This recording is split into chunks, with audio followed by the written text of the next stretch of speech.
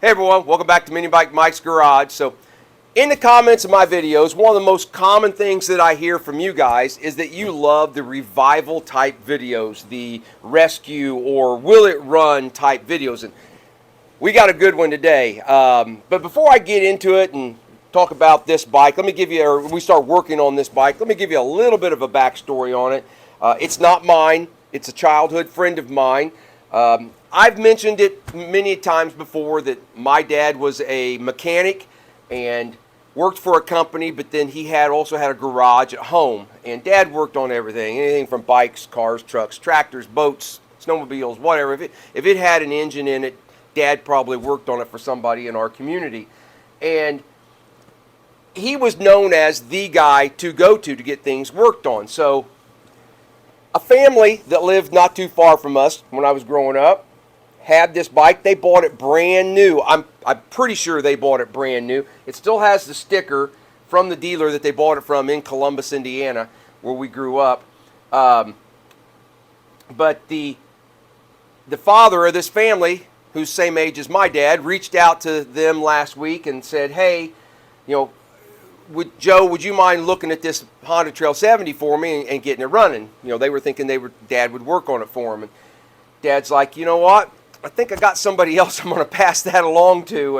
And so he contacted me, said, "Hey, would you mind working on this for them?" I'm like, "Oh, absolutely." They were friends 50-some years ago, so more than happy to do that. So that's kind of the backstory on this. I don't typically take in other bikes and work on other people's stuff.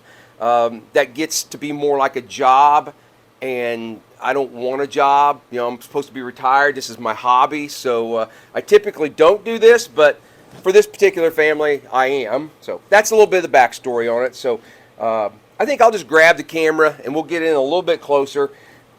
Well, I guess before I do that, for you guys that are new, somebody that hasn't watched a lot of my videos yet, this is a Honda CT70H, and the H can stand for hand clutch if you want.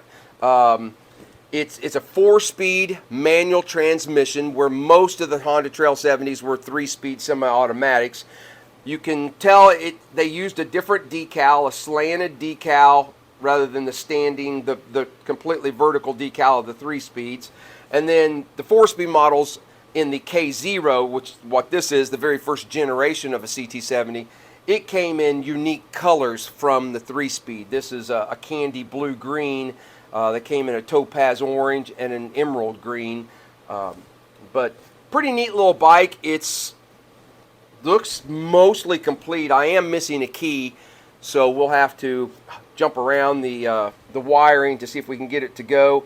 Now today, all I'm going to do is see if we can get the engine to run, and hopefully that's the case. We can get it up and running, and then I'll contact Donnie, the owner of the bike, and ask him, what do you want to do here? How deep do you want to get into this? Because obviously it needs some things. But let me throw you on a handheld camera stand here, and I'll bring you around. We'll take a little bit closer look at it. All right, like I mentioned, the bike looks fairly complete. I'm not seeing a lot of missing parts.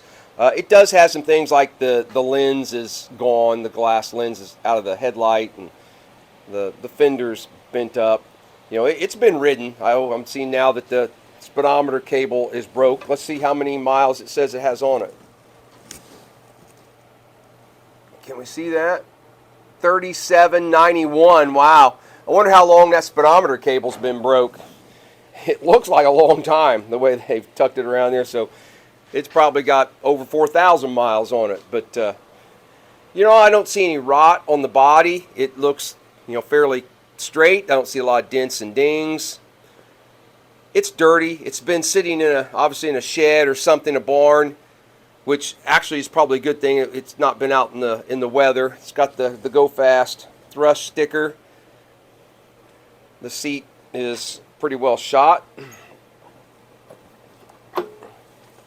Still has the battery cover.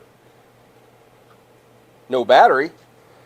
Okay, they do have the loop here for the ignition. That's where we'll have to jump. I see a little bit of mouse chew here. That's, hopefully we don't run into more of that down inside the frame. But like I said, it's just got some surface gunk. You know, I mean, I think it could be cleaned up pretty easy. It's going to need tires, front and rear. They're both, actually this one's not, the tread on this one's not bad, but neither one of them are holding air, which doesn't surprise me. I didn't actually speak to the owners of this bike.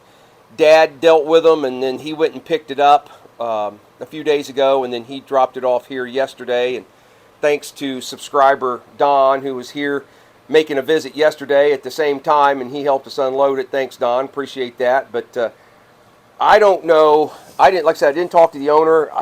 I'm going to guess it's probably been 45 years since this bike probably was ridden. I would imagine Donnie, the guy I know, we were the same age, went to school together from elementary school all the way through high school and so forth. I mean, he probably rode this up through when he got his driver's license when he was 16 maybe, and so that was, for us, that's been a few years ago, so 40 years ago anyway, 40 to 45. But the problem is, one of the issues we're going to have to deal with is that it's stuck. Yeah, we got no rotation here, so I'm just kind of sorry. I'm really just more looking it over. Yeah, the exhaust is toast. We'll have to take that where it rusts right here on this little fiber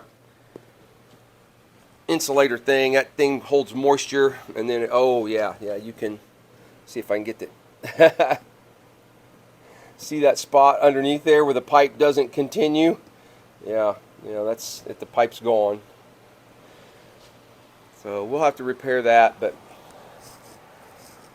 I wonder if the throttle is stuck. Yeah, the throttle's stuck. I don't know if it's this huge mud dauber's nest that's inside the handlebar. I don't know how deep that goes. If that is that not letting the internal piece of the throttle slide in there, or if it's the cable, the slide is stuck inside the carburetor. We'll have to figure that out. I think one of the first things we're going to do is probably take that carb off and go ahead and throw it in the ultrasonic cleaner and let that be doing its thing while we take the spark plug out and drop some stuff of oil in there and see if we can't lubricate this a little bit before we start trying to turn it over. Speaking of oil, let's I grabbed a pair of pliers. Let's see if it's got anything in it. Yeah, well, it's got oil in it. Well, that's good. That hasn't been fiddled with. Nope, okay, it's not welded on or anything. That's good. I do see a little bit of more mousage stuff between the engine and the frame right there. The brake's locked up. It's adjusted as far as it can go, and plus this arm seems to be somewhat stuck, so we'll need to address brakes on it.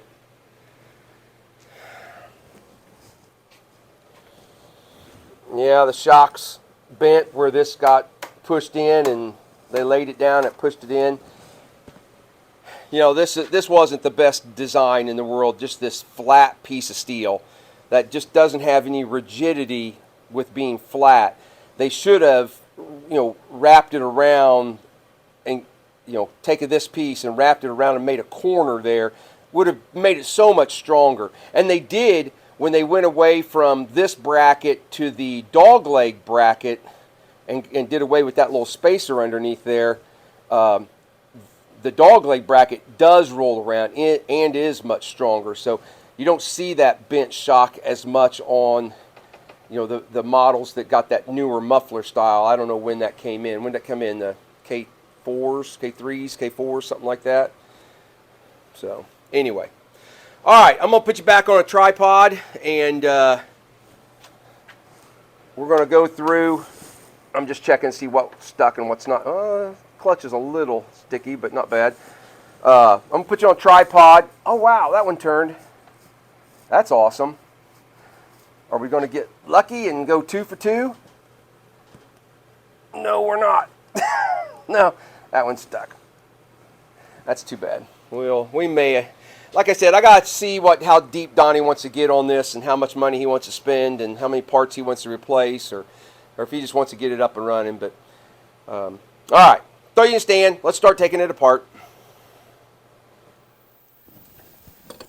Let's start by seeing if the slide will come out of the carburetor.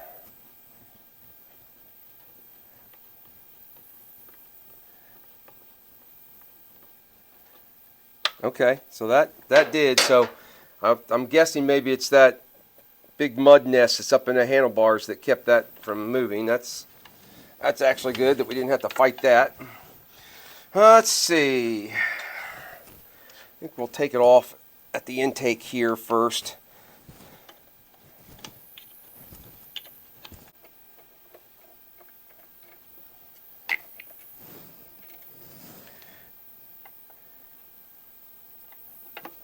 Here's something you don't see every day. It still has the little clip on the bolt for the intake that holds the spark plug wire in place. Yeah, you don't see that every day. A lot of times they've had it apart and that's been missing.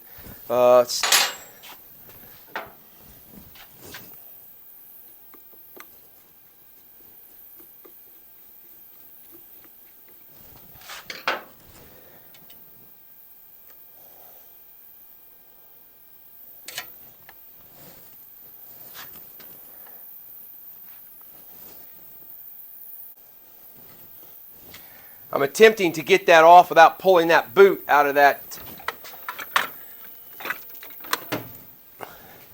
I'm attempting to get it out without pulling that boot out of that breather housing right there.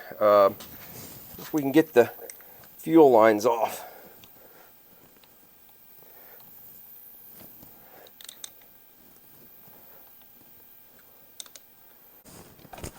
Two. Awesome.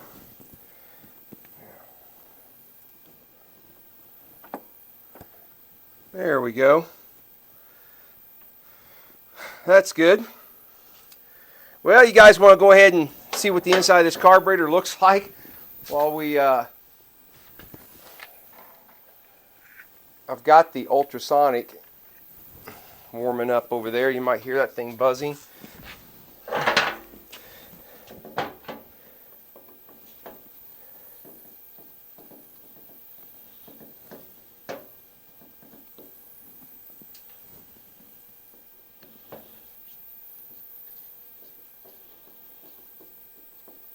Let's see what kind of goodness we got going on in here.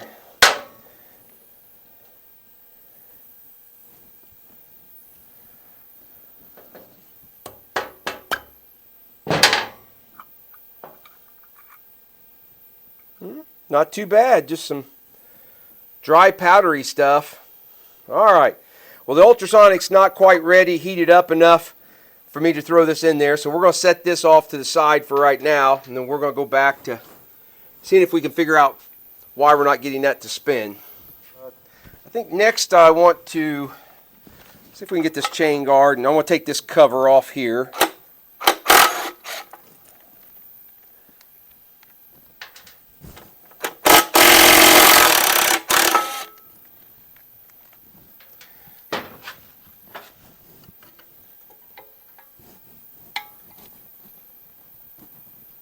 Nope, didn't figure so.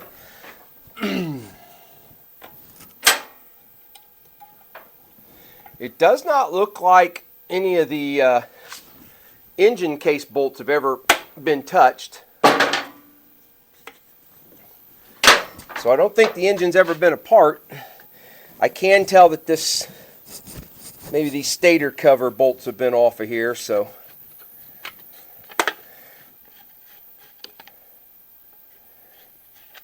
They have adjusted points or done something at some point underneath here.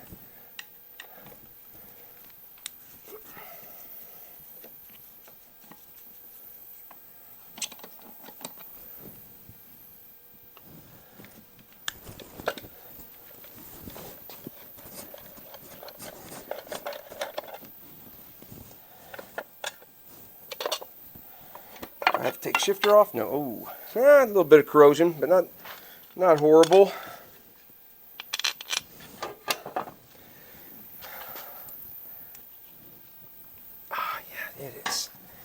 It is stuck, fellas.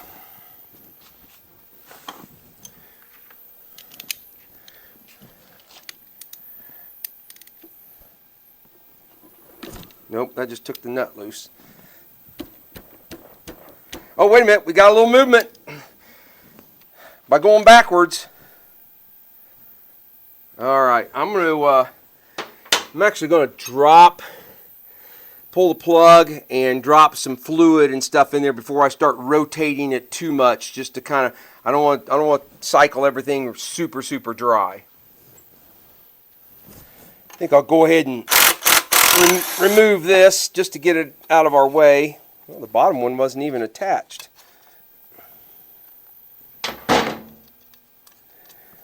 Make life a little easier for us.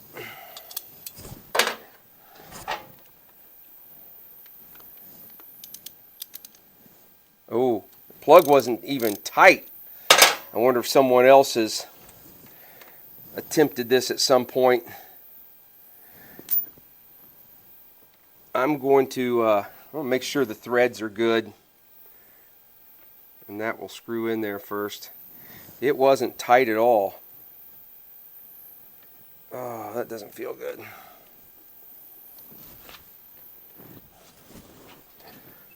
Did I not bring any WD-40 with me? Hang on a second.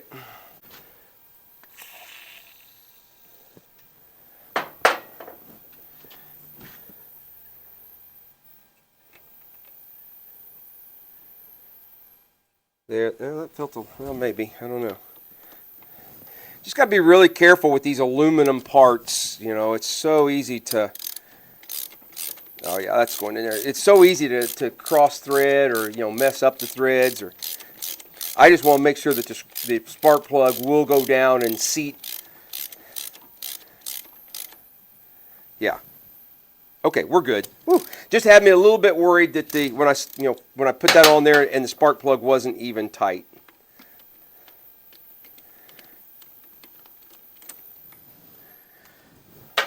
Okay. Another thing I want to do is I think I want to drop some oil in there, in that top.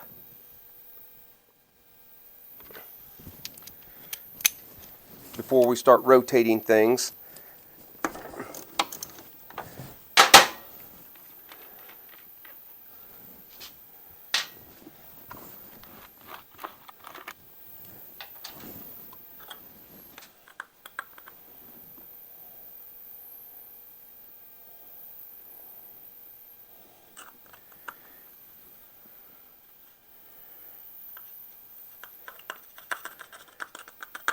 Okay.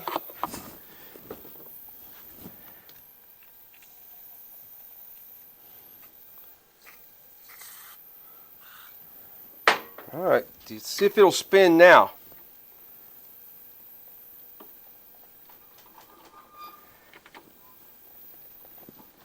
Nope, not with the kickstart. Let's go back to the other side and see if we can put that wrench back on there and on the flywheel and see if we can spin it again.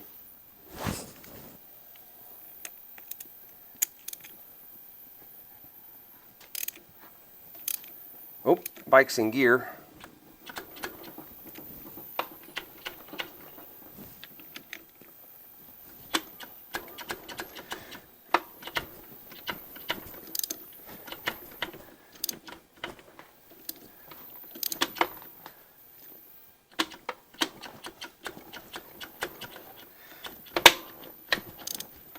Oh, there we found neutral. There we go. Oh, no, we didn't find neutral either.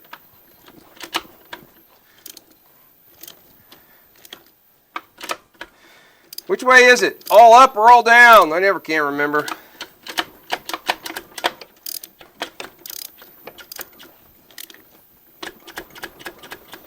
That's not. Hopefully we can. Let's I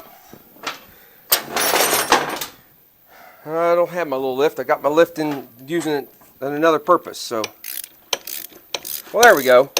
Now it think. Nope, no, it doesn't think it's in neutral. It did for a second.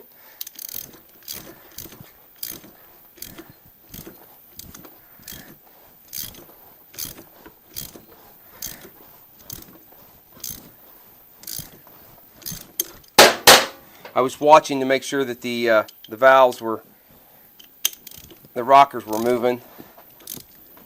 Yep. There we go. All right, I got to work for a second and figure out how to get it in neutral so that we can kick it over easy.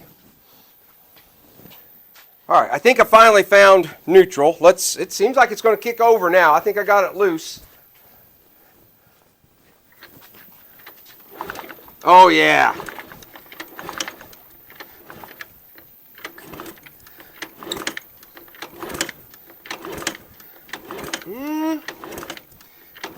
May not have the greatest compression in the world. Before I go fiddling with too much, I think we'll maybe put the plug in it and kick it over and see what happens. First thing though, we've got to run a jumper. Since we don't have the key, we have to run a jumper to get some juice down to the coil. Oh. Is that the coil wire? We've got some stuff that's unplugged here. Alright, I'm going to have to take a minute. I think let's take this battery box out of here. What did I do with my gizmo here? Let's take this out so we can see down in there a little easier.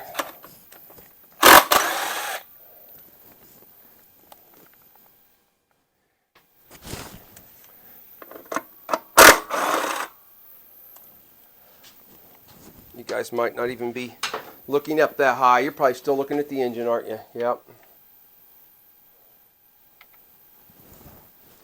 So what I'm doing is I'm taking out the battery box because I found this one that was unplugged. Is that to the coil? Where's the coil wire at? Okay, I'm wondering if somebody hasn't already. I wonder if the key's been missing for some time and they've hooked the coil wire straight to the stator, because it seems like it doesn't come up here and plug into the harness. It just, the coil wire is going down underneath there someplace. So I think, well, you know what? Look, like there is some tape on that. I think somebody's already did a workaround on that key. So hang on a second, let's grab the plug.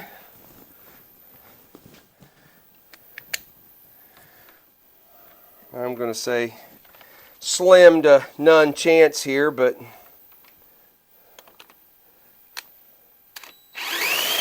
oh my God, it's got fire. Holy cow. Yeah, we've got plenty of fire. All right, let me get some fuel and drop into it, and we'll see if it'll go make any kind of noise.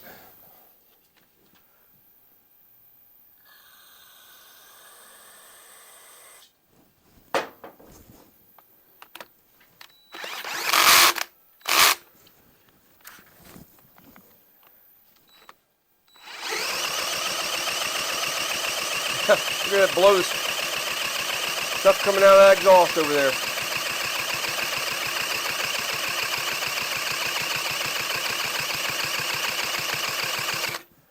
Yeah, I'm a little worried that it doesn't have enough compression.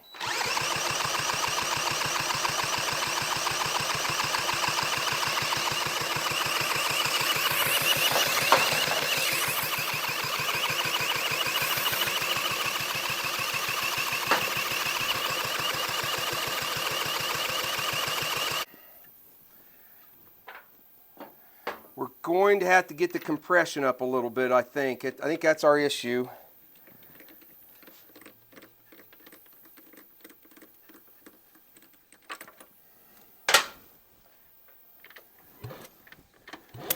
Well, it seems to have come around. It's blowing my finger off there much better than what it was before. All right, I'll tell you what, let's get that carburetor cleaned. Throw that on there and throw some real fuel in it, and let's see what happens. While the carburetor's over there finishing up, doing its thing in the ultrasonic cleaner. Why don't we see if we can get this throttle to work so that when we do have a carburetor, we got some way of opening and closing it. Yeah, I think that's what our issue was. I think this thing is just so full of mud wasp or mud dauber or whatever you call them in your neck of the woods.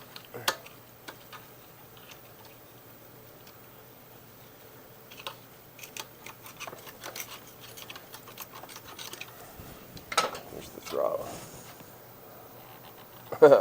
Still not moving.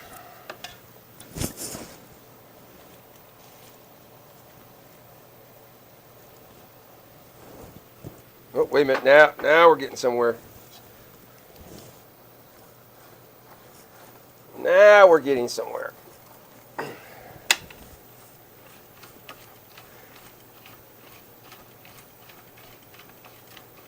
Yeah, they with the end of this grip was gone and opened up exposed the whole end of that handlebar. And they took advantage of that. Awesome.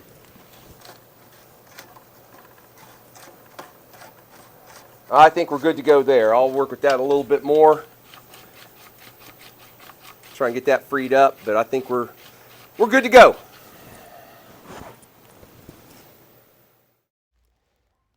I forgot to turn on my remote microphone for this section of the video. I apologize. So I'll do a little voiceover, but basically while the carburetor was still doing its thing over in the ultrasonic cleaner, I decided to go ahead and take apart the breather canister and make sure the old filter wasn't in there. And if you've ever taken one of these apart, they disintegrate into just powder. And I didn't want to have that in that canister. And when I did put the carburetor on, I didn't want to suck anything in. And so I decided to take it all apart. And most of it was already out. As you can see, there's nothing on that.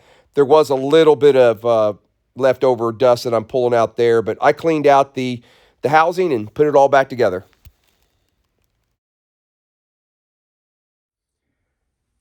Got the carb nice and cleaned up. I'm not super hopeful that it's not going to leak. This, where the little filter thing is here, I don't know. Those two little tiny screws right there, they strip out real easy, and I didn't want to push it too much. But we've got, you can see just a little bit of a gap. See that? There's a gap right there. I don't know if that's sealed enough or not, but we're going to try it. See what happens.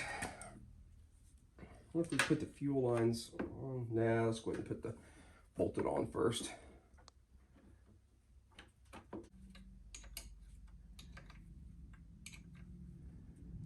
Again, this is all aluminum. Don't go cranking on it too much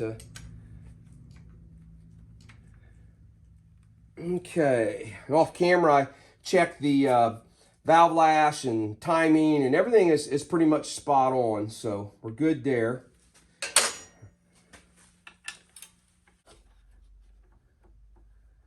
No, I'm pretty sure that one was at the top when I took it off. Well, you know what? We're going to pour a little bit of fuel in it and see which line it comes out. And that'll tell us which one's the reserve.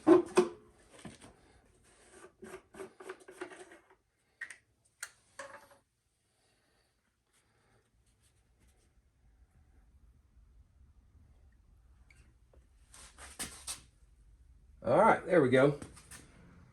All right, so I was right. I was putting it on correctly. So the fuel came out. This one, that's the reserve. And this one, they've obviously shortened the line or something on it at some point, because it's pretty tight.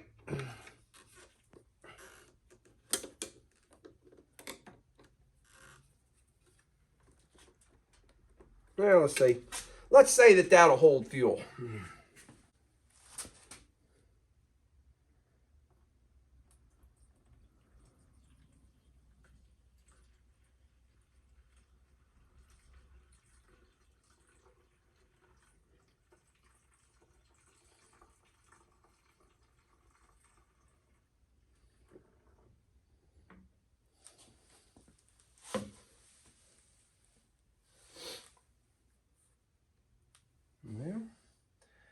Not seeing anything pour out yet. We should have enough in there to fill the bowl. Well, let's see what happens.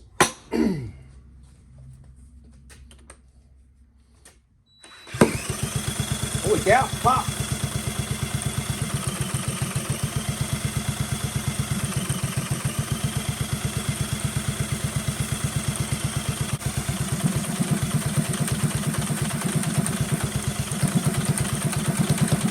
One. Oh, sound like one try.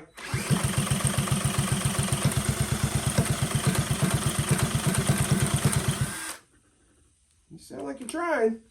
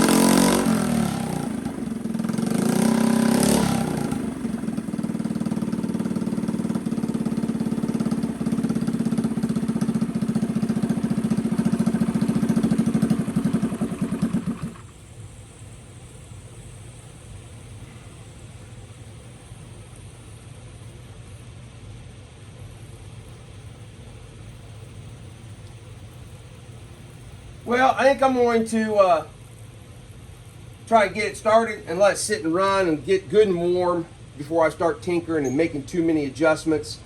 So I will let it do that and probably bring you guys back here in a bit. But hey, it runs! Yay! That's progress. That's more than what we had when we put it on the table. So, all right, I'm gonna let it run and do its thing and get good and warm.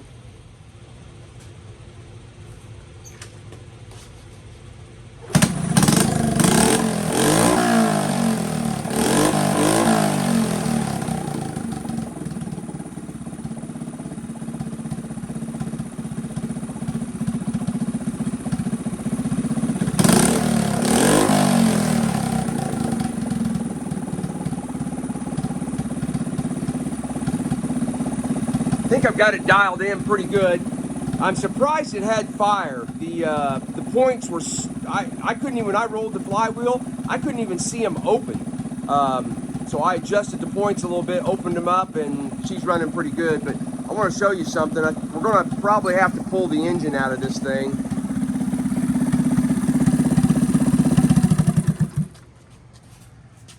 You probably can't hear it now because my furnace is running, but I think the vent tube on the back of the engine is plugged because it sizzles and pushes the oil out of the seals on both the shifter and the Kickstarter. And I thought I maybe had a head gasket problem, but I think that was all just the back pressure. I think this tube, this vent that's on the back of the engine, I think it's plugged, not letting the engine breathe appropriately. And so I think that's why we're getting oil here. It's just pushing it. The pressure is just pushing it out that seal. So we may have to change the seal, and that's no big deal. Just, take the shifter off, pull it out, put a new one in. That's an easy one. But honestly, I think we're going to have to pull the engine and make sure that that's not plugged. I want to get all this crap that, mouse nests and stuff out of there anyway. So, all right, I think I'm going to wrap that up today. You know what? No, I'm not. We have not tested the transmission yet. I'm going to put you back in the stand. Let's fire it back up, lift it up. Let's see if it'll run through the gears.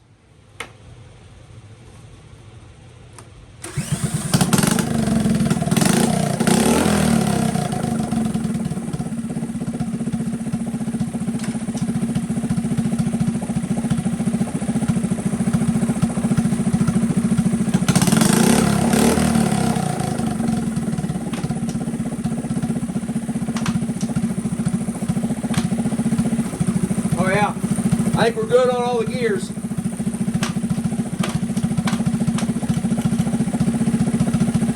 Yeah, clutch seems to work.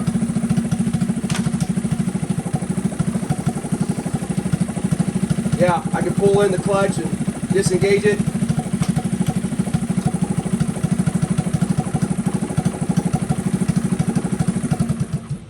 So with having it hot wired with no key, they just got the coil ran directly here. The only way I know to kill it is just to choke it. So we may, when we pull this engine out, we'll take a look at all that. Maybe I might have another key switch. Obviously, he does not have the key if they've taken the effort to hot wire it straight to the stator from the coil. So anyway, all right, I think I'm going to wrap that up there today. We'll stop at that. Got a decent little running engine. The transmission seems to work. I'm going to pull the engine, check that vent plug. I need to repair the exhaust and get a hold of him, the owner, and see just how much more he wants me to do. Does he just want something to ride around the yard and kind of leave it the way it is, just get tires, hold air, and so forth, or what he wants to do? But anyway, thanks for watching. Hopefully you enjoyed a little bit of a revival. So we'll keep working on it. There'll probably be at least one more video on this. So I'll see you on the next one. Later, guys. Have a great day.